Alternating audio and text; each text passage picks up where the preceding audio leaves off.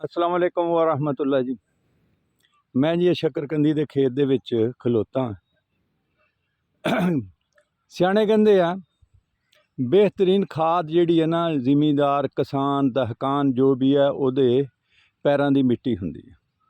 ये भी कह गए हत्थीं वंज पड़हत्थीं खेती कदी ना हुण बत्तियां दे तेती। ये भी कहंदे आ जागदियां दियां कट्टियां ते सुत्तियां दे कट्टे। गल्लां बथेरा कुछ कहंदे आ सियाणे जिहड़े आ ओह गल्लां दस गए, लेकिन गल अमल करिए तां ये शकरकंदी लाई जी रवायती तरीके नाल जिद्दां लांदे सी।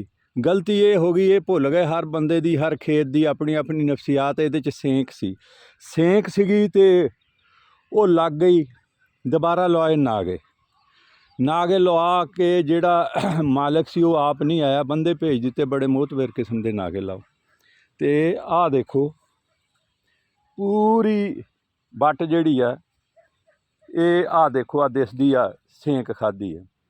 वीडियो बनाने का मकसद ये आ कि हर खेत की नफसियात अपनी हुंदी आ।